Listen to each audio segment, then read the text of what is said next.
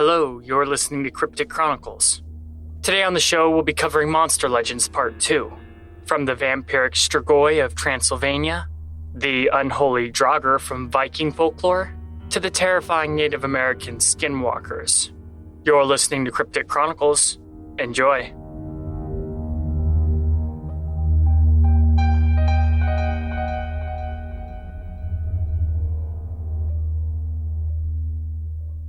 The first monster is kind of a bummer.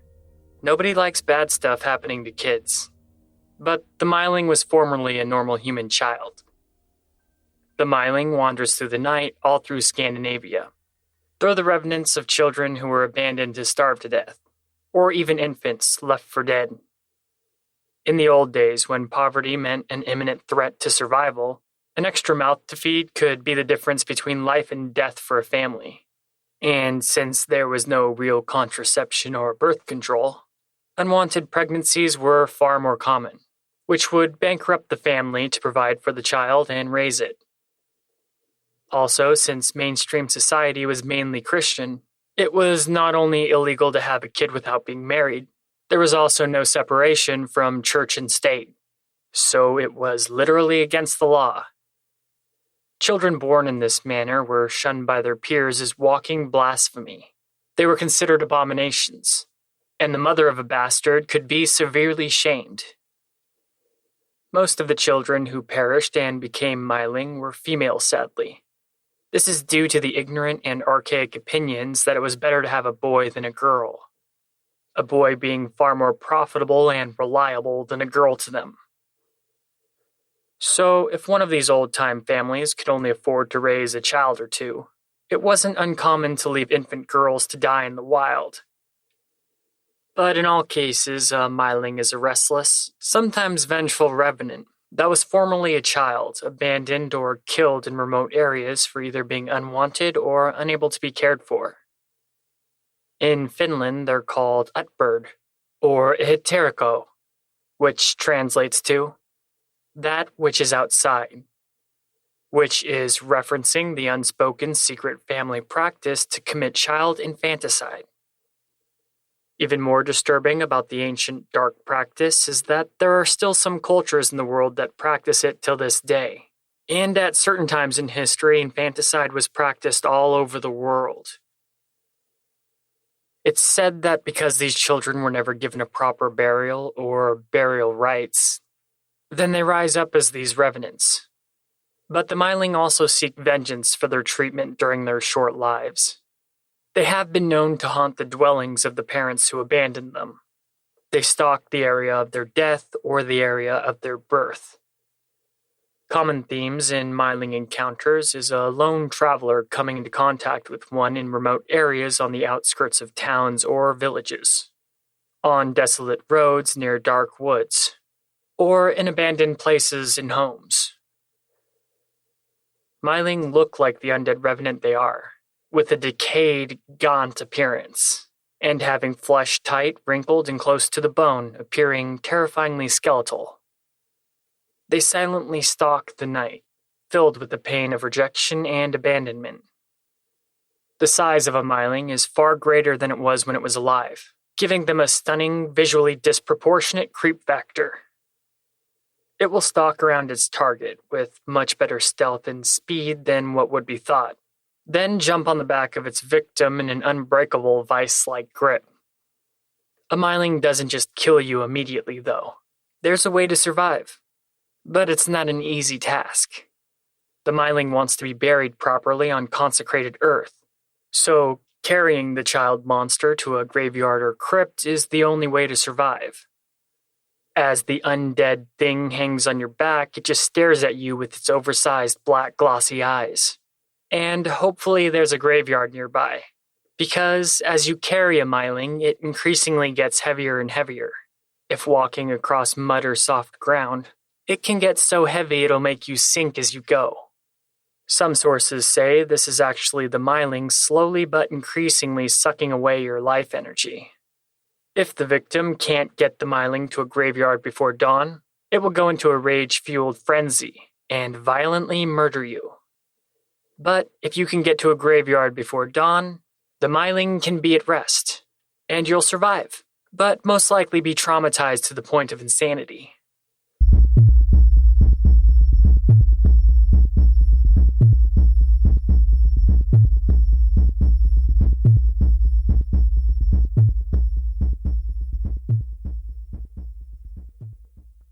Some people are born Strigoi, and some people become Strigoi after death.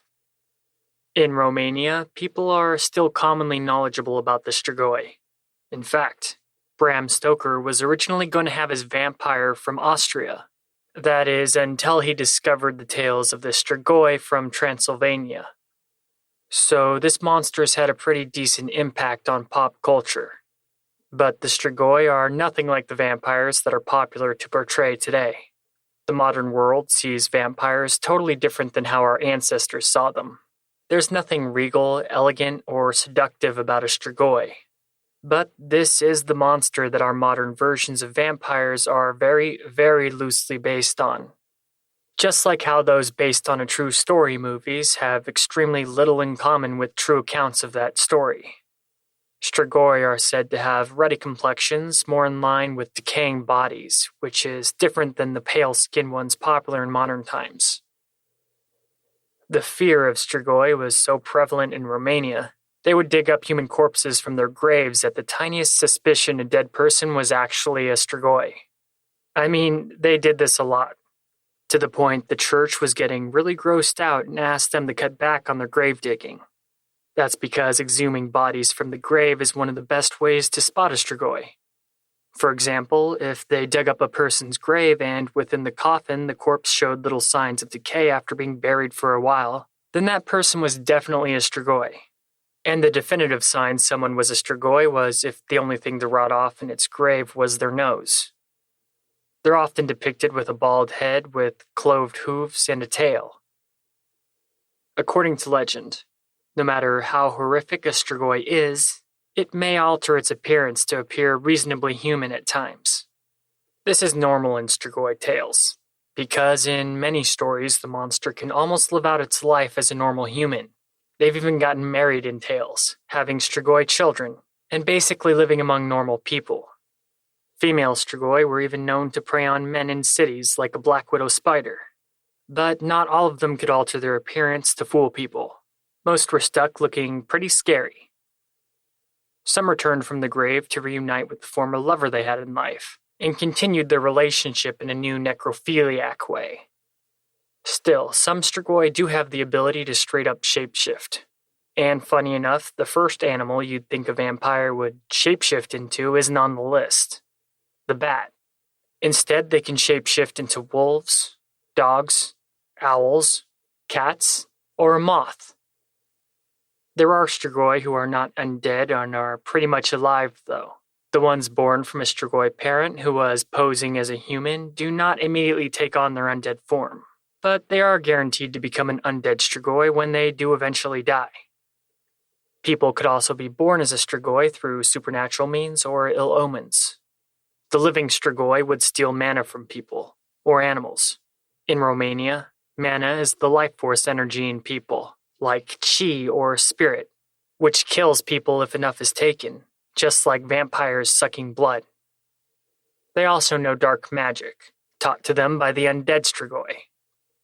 In more modern vampire tales, you can kill it by stabbing it through the heart with a stake. This won't work on a Strigoi, but in Romania and the surrounding areas, there are a lot of different ways to deal with an undead Strigoi. One such way in southern Romania is to cut the heart out of its chest when you dig it up, then burn the heart, and you and your family drink the ashes. The whole stake through the heart bit was actually to nail the stake through the corpse and into the coffin wood, pinning it inside. But this didn't kill the Strigoi, it just trapped it. In other areas of Romania, people insist you gotta hack up the monster's body into bits, then burn every piece. Because if a single bit wasn't purged in flame, the Strigoi could regenerate its entire body. The safest way to stop a Strigoi from bothering a community is to simply trap it, like putting tons of stones above its grave. And there's always ways to protect yourself against Strigoi attacks. A huge weakness they all share is to be obsessive-compulsive in bizarre ways. Like if one is charging you, you can throw wrinkled clothing or cloth at them, and they would stop from attacking you to neatly fold it. Or if there's one in your house across the room, you can throw rice or beads or marbles or whatever on the floor, and the Strigoi will stop and feel compelled to count them, giving you time to escape. One of the ways to keep them away is correct, though, from our modern vampires.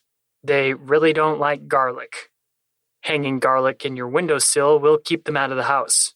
You can even rub garlic on yourself or on your animals to repel Strigoi. And unlike our modern vampires, the undead Strigoi don't just need blood to survive. They can also eat human souls, or just normal food as well. A Strigoi's greatest instinct is to sustain themselves, and would gorge themselves like a tick on the blood of the innocent.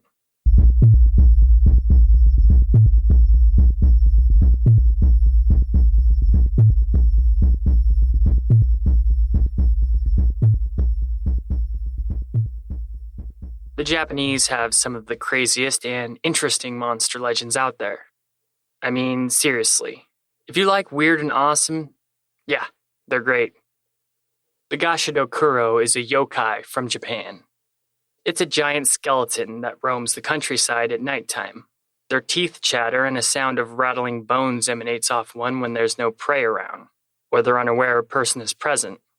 But if they notice a human, they become eerily silent and sneak up on the person with incredible speed and stealth. They can seem to pop up out of nowhere. Like someone could be standing on a balcony looking out into the night, turn around, and when they turn back, the eyeless sockets of a giant skull be there looking at them. They also hunt lone travelers on the road, or will basically go to any human they randomly come across. They'll reach out and pick the unsuspecting person up with their giant skeletal hand and crush them in it before biting off the victim's head, then drinking their blood. And the Gashido Kuro don't do this to people because they need to feed. They only do it because they enjoy it. When they're done, the victim's bones are absorbed into the Gashido Kuro, adding to its size. The monster is made from the bones of people who have died from starvation, soldiers' bodies rotting on some forsaken battlefield, or people who died in the wilderness. They're basically an amalgamation of people who were unable to receive proper funeral rites, or just unable to pass on. These people become hungry revenants who greatly covet and desire what they once had in life. The emotions remain strong, long after the flesh has rotted away from their bones.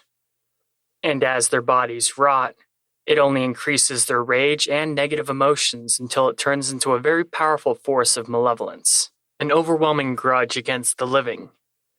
The bones of hundreds of dead can gather and merge into one another who share this grudge, turning them into a single supernatural force of hate and envy. The oldest known legend of the Gashido Kuro goes all the way back 1,000 years ago. It tells the tale of a rebellion whose leader had a powerful sorceress as a daughter. When he died, his daughter continued the rebellion. She used her dark magic to summon a Gashido Kuro and bind it to her will. She then sent the monster to attack an important city which terrorized its occupants. The Gashido Kuro were much more common to manifest back in the days when the life expectancy of Japanese people was much shorter. Without unending wars, famine, and people constantly dying, there isn't enough angry dead to form one. Which is good, because they're unstoppable and impossible to defeat.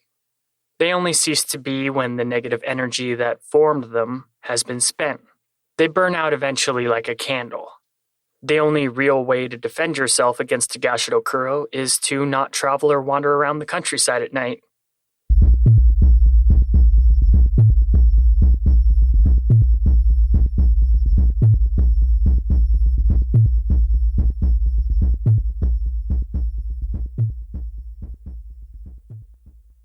In Celtic folklore, there's a spectacular monster known as the Dullahan. The Dullahan is a horseman who has no head, and has elegant black leather armor that would give off the impression of nobility if not for the malevolent design. At its right hand, it carries a long whip made out of human spine, and in its other hand, it carries its head. The head of the Dullahan is the color and texture of moldy cheese, or stale dough, with very smooth skin. It has an idiotic grin from ear to ear that's permanently expressed on its face. Its black eyes dart around constantly, really never at rest.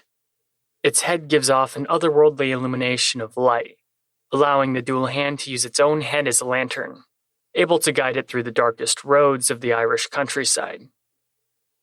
It's a harbinger of death, and only bad things will come from an encounter.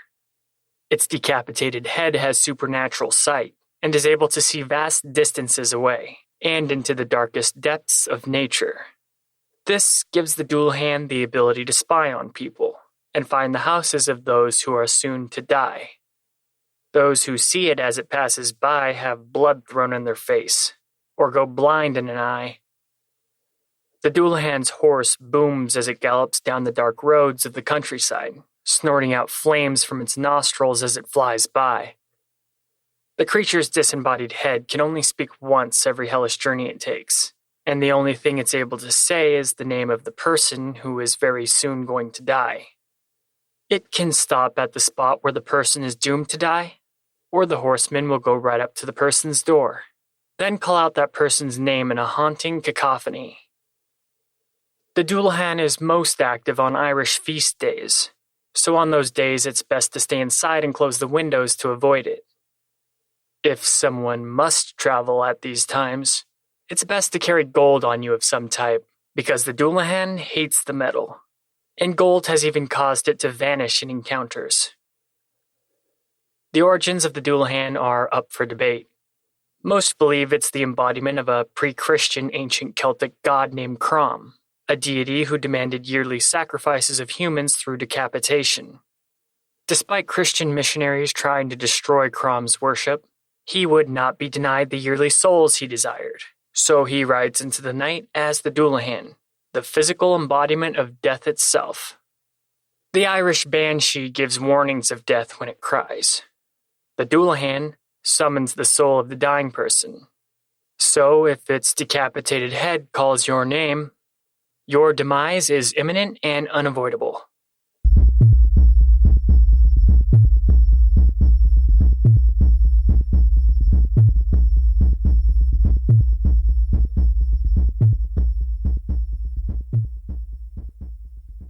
If you ever wondered what inspired the White Walkers from Game of Thrones, the Draugr in Norse mythology is a good start. At first glance, you might think the Draugr is just an undead folklore creature, or a zombie, but they're much more than that. Draugr were formerly humans, just everyday normal Norse people from Scandinavia. Upon that person's death, though, they became a supernatural undead monster. People could turn into a Draugr through some curse, or even if that person had immense willpower, literally forcing their essence back into their corpse, leading to some ancient Viking warriors having to be killed twice. Their skin is obviously undead-looking, usually dark blue or coal black or even just corpse pale. It's easy to know if one's around or if you're near its lair because they emit an overwhelming stench of decay and sickness, making even the most hardcore Viking warriors puke their guts out. Their motives are varied, from guarding treasure to just the enjoyment of inflicting suffering on people, to getting even with those who cross them in life. They're not mindless like modern zombies. Draugr know who they are and what they intend to do. But they do seem to have lost something becoming undead, at least intellectually. So when it comes to mannerisms, they seem pretty off and creepy. Draugr have unbelievable strength, much stronger than a normal person, and have the ability to make themselves bigger whenever they want, which also makes them a whole lot heavier. There's stories of these guys' corpses being really hard to move, resorting to pulleys and levers with many men helping. Draugr even have the ability to alter their form, to be much scarier or even transform into animals. They can swim through solid matter, able to resolidify their bodies at will. That's usually how the Draugr escaped the tomb that they were put in when they died, or they turn into wisps of smoke to blow through the cracks. The ability can also be used to swim through walls and into homes, then resolidify. So ancient Viking people could just be hanging out in their house and all of a sudden there's a Draugr. These things are spiteful towards the living and are dangerous to anyone or anything they come across, even animals. Because Draugr enjoy killing people's livestock, usually by turning into a monstrous form to scare the cows, goats, sheep, and chase them until they collapse dead from their exhaustion and fear. And beasts that get close to a Draugr's lair go completely insane, killing themselves somehow. They enjoy playing sadistic jokes, too, like shape-shifting into a cat, then jumping on a sleeping person's chest, then making themselves heavier very slowly over time until that person dies of suffocation. Or turning into a giant bull with flayed-off skin running around going crazy just to freak people out. There's also stories of them turning into trolls to face Viking warriors, eviscerating those warriors to the bone with their massive claws. Luckily, Draugr, though supernatural, are still affected by the decay of their bodies. Eventually, they just decay to nothing. Draugr could also be killed by too much damage being done to their body, the second death being a permanent one. Often if you come across a Draugr in the wild, it's possible they could be protecting treasure. Being greedy and selfish in life could cause someone to become a Draugr upon death.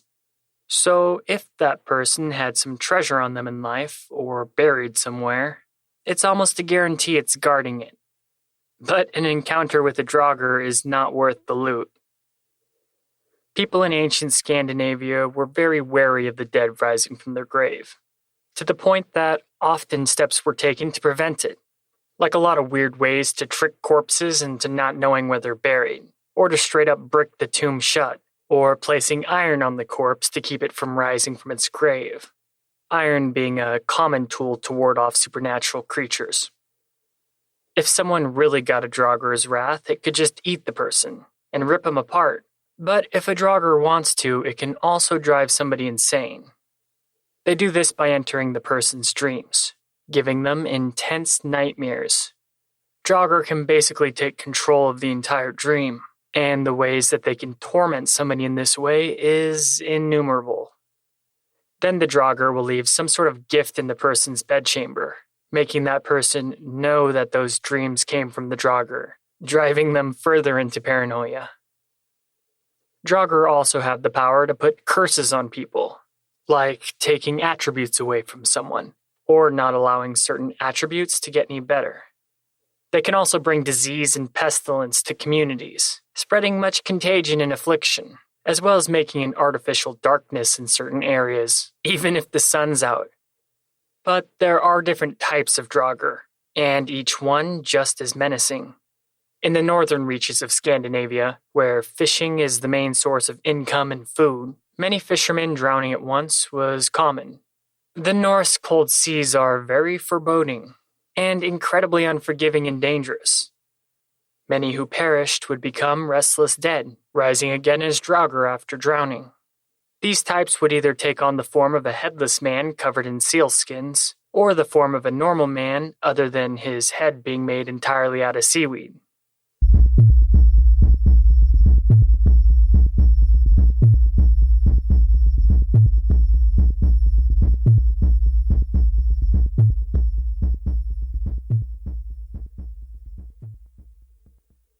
In Slavic folklore, there's the confusing figure of Baba Yaga, the Witch of the Wild. She's confusing because sometimes she's a caring motherly figure, but at other times she's an evil murderous monster, delighting in consuming the flesh of those who have failed her. In some tales, she's the avatar of the forest and all wildlife within, while alternatively in other stories, she's malevolent and insidious towards those lost or traveling through the woods, or even eating children who happen to come across her. Baba Yaga appears as an old demonic-looking witch with an incredibly long nose. She has iron teeth. Her hair and clothing are unkempt, dirty, and wild. Her eyes large, with tiny pupils sunk in her dark eye sockets. an old woman who's literally skin and bones. Encounters with Baba Yaga usually take place deep in the woods at her hut, which stands on giant chicken legs with a rooster head popping out the top. Around the hut is a fence made entirely out of human bones. Some bones old, some bones new, with ever-abundant victims to replace the falling parts of the fence. Lots of stories about Baba Yaga involve a hero. The heroes encounter the Witch of the Wild in her hut, where they usually find her stooped over her oven, which extends from one side of the hut to the other, which can give you a hint of her large size and magical power. In these stories, the Baba Yaga goes from helping the hero to being the antagonist, so depending on which one it is, the Baba Yaga isn't always going to be an evil monster. She'll send the hero of the story on quests and make them answer riddles, basically making the hero run around everywhere, making the person do various tasks. But at the same time, she can be very harmful, though she doesn't usually go after people to harm them unless she's been provoked in some way. But anyone who comes to her hut is fair game. The Baba Yaga doesn't really follow any rules of morality. She does, however, always keep her promises. So when she offers the hero a reward for some task, she always follows through. You'll find many tropes about classic fairy tales and stories about her. Still, even the extremely dark and disturbing tales of the Baba Yaga don't really portray her in any great sense. The stories always focus on the hero.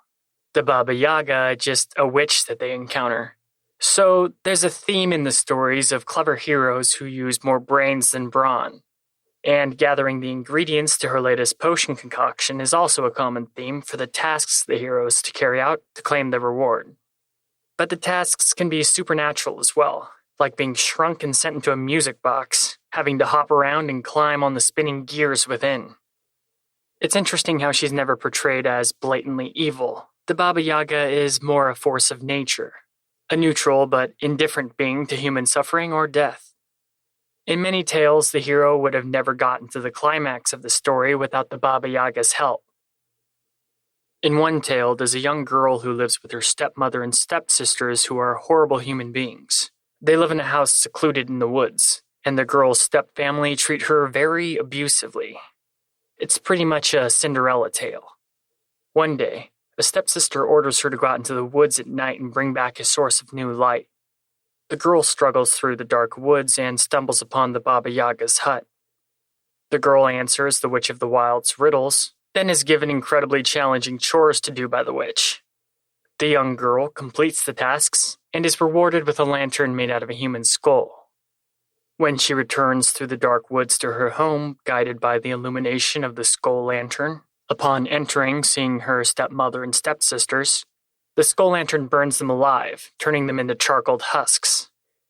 So the Baba Yaga was a challenge for the girl, as well as her savior from her cruel stepfamily. The Witch of the Wild is very dangerous, though, and basically traumatized the young girl before rewarding her with the skull lamp. And those who come to her hut and disrespect her in any way suffer a terrible death, as well as anyone who won't play her riddle game, or fail at it, or fail in any of the tasks she gives them.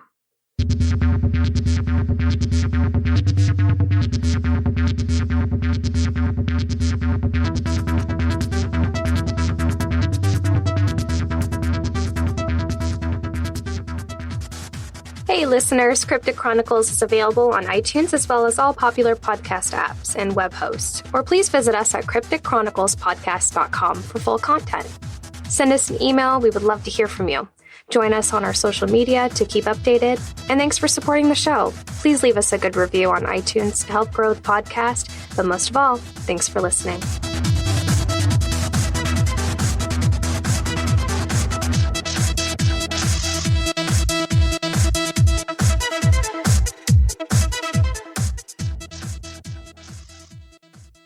Originating in the Philippines, the Manananggal is a horrific type of female monster with vampiric qualities. Manananggal are also sometimes referred to as tick-tick as well. This is because a tiny bird follows the monster around, and if you hear the tick-tick sound of the bird, it means a Manananggal will be arriving shortly. The word Manananggal translates to one who detaches. Because the monster detaches the upper part of its body from the lower part and grows massive bat-like wings able to carry the upper torso in flight. A pretty gnarly transformation, but it only does this at night. During the day, a Menenangal is wholly attached and poses as a beautiful young woman. The monster uses her human form to spy and trick people for the purpose of easy victims when the night comes. She manipulates the naive, being lured to become her next victim to devour.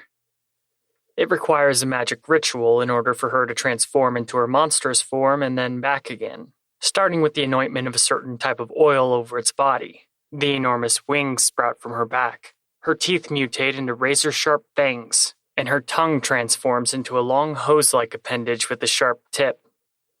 During the process of the transformation, the Menenangal emits terrifying shrieks repeatedly. Then it pulls itself away from the lower half and flies off into the night to feed on a victim. The lower half is left behind on the ground somewhere in a discreet location. The Menenangal prefers to feed on women, or babies, but mostly on fetuses inside a pregnant mother. It uses its long syringe-like tongue to suck out human entrails and organs, feeding on them with great enjoyment.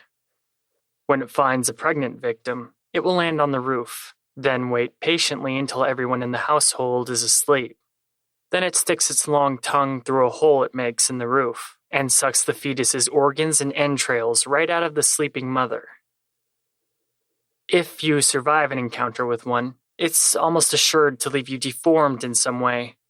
Luckily, there's a lot of ways to defend yourself against a Menenangal. Holy water, ash, salt, and garlic are all tools to use against them, as well as spices, vinegar, and onions. And for some reason they fear daggers, but not any other weapons.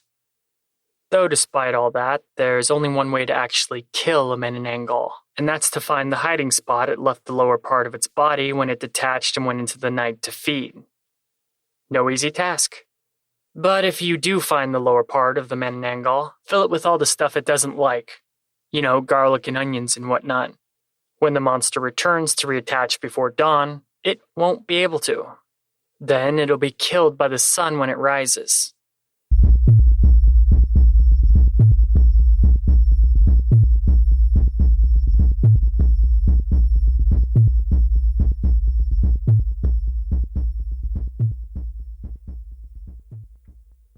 Victorian England was terrorized by a leaping maniac by the name of Spring-Heeled Jack. Sightings of Jack go all the way back to the year 1837. Many think he was a devil given form, and Spring-Heeled Jack cut a path of destruction and horror all the way across 19th century London. Back in those days, London was basically the capital of the world. It was kind of like how New York City is today. Most monster legends and folklore usually take place in desolate or more discreet places, but not Jack. He terrorized the greatest city in the world at that time, which makes him unique among monster legends. The first reported encounter with Jack was the least disastrous, but it spread word about him and what he looked like, and planted the seed that would inspire fear in Londoners. In this first encounter, the man spotted Jack from very far away. Creeped out, the man tried to walk away as fast as possible. Then all of a sudden, Spring-Heeled Jack jumped high into the air and landed directly in front of the man, scaring the crap out of him. But Jack did let the man run away unharmed, and he would go on to tell everyone he ran into about the jumping devil he encountered, which spread the legend throughout the city. Spring-Heeled Jack preferred to attack women, but at the beginning of his story, he committed more harassments than actual attacks. But the encounters did get steadily more dangerous. Jack would ring doorbells, and when someone answered the door, he would shred their clothes with his razor-sharp talons. Or he would just ambush people on the streets, scaring people half to death. Reports of the monster would only increase in the following years, but then Jack's real attacks would begin. He attacked one woman, tearing her clothes off, presumably to rape her. She screamed as loud as she could, which got the attention of nearby people, so they ran over to help her. Jack jumped impossibly high into the air and then vanished into the night. This encounter is interesting because it had so many witnesses. And when a bunch of people who never met and have nothing to do with each other tell the same exact tale, it brings validity to a community. Jack has various descriptions, but they're similar for the most part. It's said he can breathe out blue fire, and his eyes are like red fireballs. His hands are sharp claws that are cold as ice. He wears a dark cloak and tight-fitting white oilskin clothing. His features are demonic and grotesque, with a wide, sharp-toothed grin. One famous attack has Spring-Heeled Jack jumping out of nowhere to attack two sisters. Jack breathed his blue flame into one of their faces, which caused the woman to collapse into a seizure, though the two sisters survived mostly unharmed. From all the attention his attacks were getting, Spring-Heeled Jack basically became a boogeyman across all England. Parents would tell their children that if they didn't behave, then the jumping devil would come snatch them up. If there were any unsolved crimes in London, they would just say Jack did it to sell more papers. And it was around this time that Spring-Heeled Jack would be solidified as a legend in Victorian culture.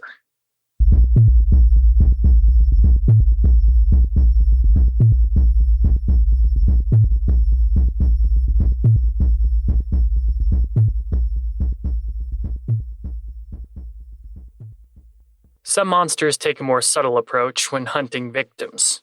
The Curry will attach themselves to them, following them home. Then they'll slowly start to torment their victim.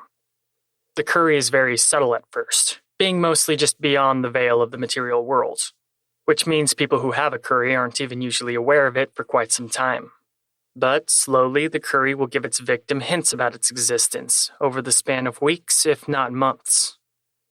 In the beginning, it's just otherworldly whispers. When the victim sleeps, it reveals themselves to it in their dreams. When awake, the Curry will touch them randomly with their cold, invisible fingers. As the victim's fear and bewilderment grows, so too will the Curry's fun, its presence becoming more and more profound as time goes by, and they'll pull terrifying tricks on their victims, like pulling your leg out of the bed when you're sleeping, or attacking the victim in traumatizing nightmares. When the victim talks to close family members or friends, the Curry supernaturally puts its own face onto them, making it impossible for the victim to go to anybody for help, because no matter who they turn to, there's the Curry. But the Curry will never reveal itself to anybody but the victim, which creates cracks in their sanity. Eventually, the creature wants to return to the grave where it first latched on to the victim. The person, usually on the brink of total insanity by then, complies. Mostly, though, because the Curry promises freedom from its torment if it's returned, which would allow the person to live a normal life again. The Curry says it will guide the victim back to the correct grave because the person rarely remembers, especially in their demented state of mind. It continues to encourage the victim that they're close, that they're almost there, and to just keep going. In truth, though, the victim is just wandering around the wild erratically, and eventually the victim will be too exhausted, dehydrated, and starving to go any further. As the victim slowly dies to the elements while starving, the Curry tells the person how much it's going to enjoy dragging their soul to hell.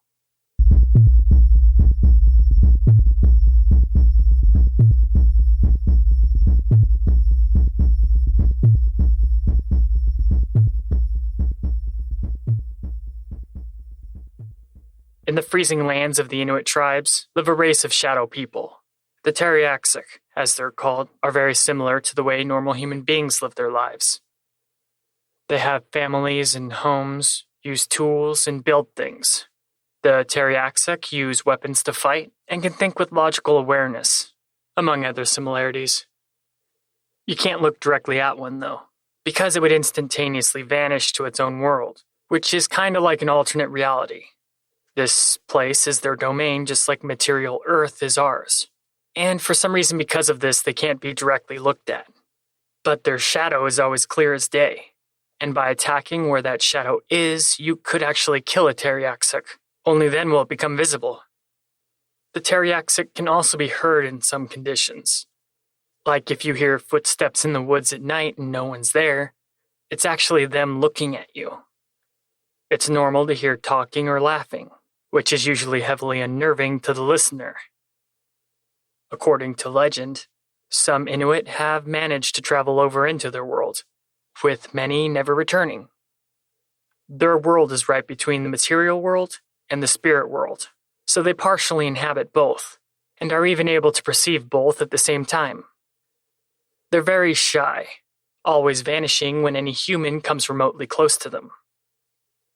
If invited to their world through some chance, they can actually be seen clearly. They dress in typical Eskimo-type clothes, and look extremely similar to humans, except their faces are featureless and they have white glowing eyes. And just like us, they eat, drink, sleep. Despite the similarities, the Teriaxic are really creepy in their alien nature, but they won't usually attack humans. And that's because they see it as unfair because we can't see them. So they have a sense of honor, and for the most part aren't a threat.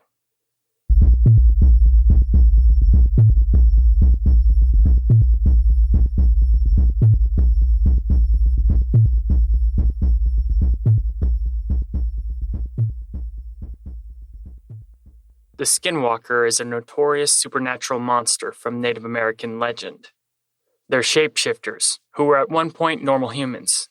They can transform into any animal they want, though sometimes the animal is twisted and demonically grotesque. The Navajo tribe in particular have an immense amount of lore surrounding skinwalkers. They can be medicine men gone dark side, or practitioners of witchcraft, who are initiated into becoming a skinwalker by performing horrible acts as symbolism that they are leaving their humanity behind.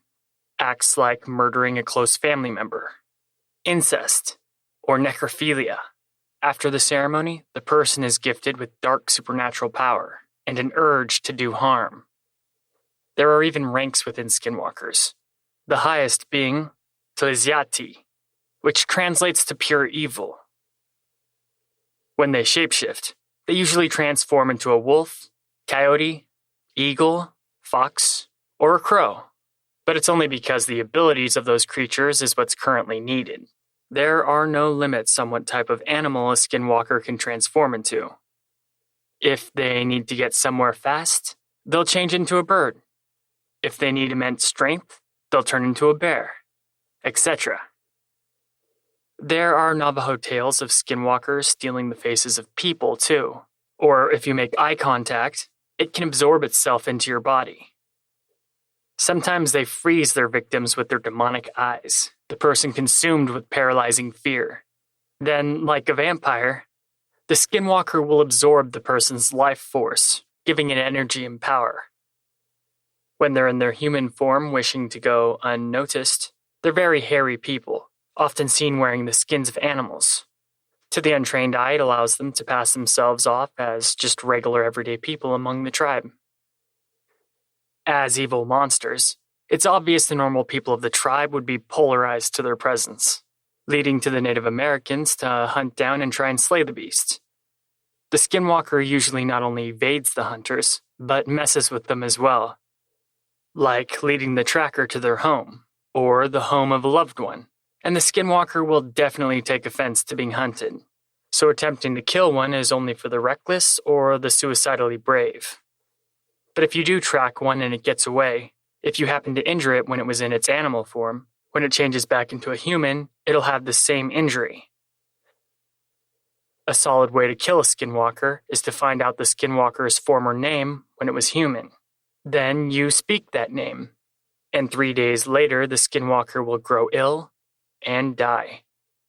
But that's harder to do than it seems.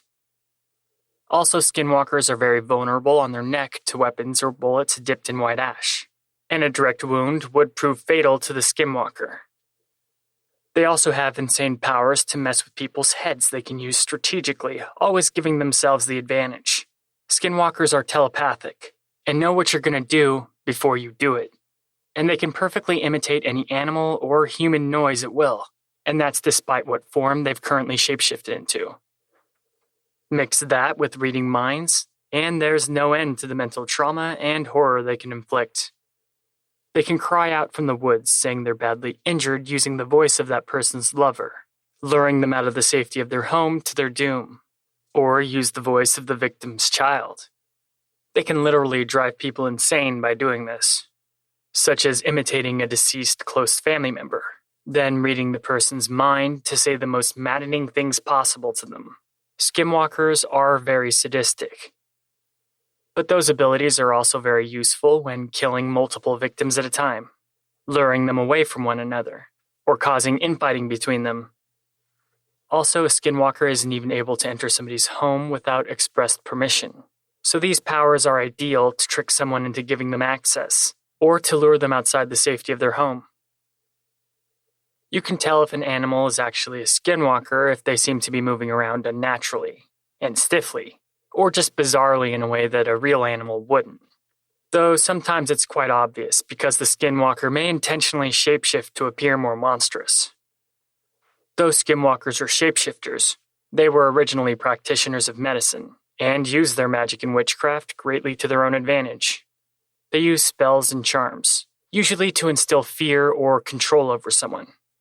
They'll gather a victim's hair or nail trimmings and perform dark rituals that either aid them or lead to the demise of their victim. If a person of a tribe's personal belongings go missing, they may worry, because a skinwalker could use them against them. Skinwalkers also utilize a powder called corpse dust, which is ground up bones of infants, then given dark powers through a cursed ritual. The skinwalker can blow this powder into a victim's face, which makes their tongue black and swollen, and then die soon after from convulsions. The corpse dust can also be used to get around the whole not being able to enter houses without permission thing, by dropping a large amount down chimneys or through ventilation. Anyone inside the home will die shortly after breathing it. Skinwalkers should not be confused with medicine men, who are good practitioners of the magical arts, and some can also transform into sacred totem animals, also known as spirit animals. Medicine men are healers, spiritual guides, and are in tune with the spirit of nature, similar to priests or shamans of other cultures. They don't do evil things, and are highly regarded in Native American tribes. Skinwalkers, on the other hand, they go out of their way to commit evil deeds as much as possible. It's amazing there's as much known about skinwalkers as there is out there, because when asked about them, Native Americans are very unwilling to talk about them with outsiders. And this isn't because of some xenophobic thing. It's out of a sense of self-preservation, because the skinwalkers could be watching, or could later read their thoughts. So they don't talk about them because they wish to avoid the wrath of a skinwalker, which is a pretty good idea, because that's a horrific demise any sane person would seek to avoid.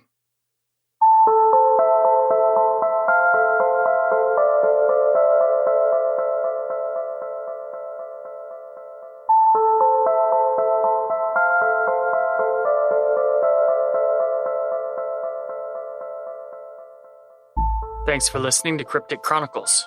If you liked this episode of Monster Legends Part 2, then check out the Chronicler's Vault at crypticchroniclespodcast.com for Monster Legends Part 1, where I cover a bunch of other monsters. And please comment and tell me what you think, or follow Cryptic Chronicles on social media. I'm your host, Tim Hacker, and thanks for listening.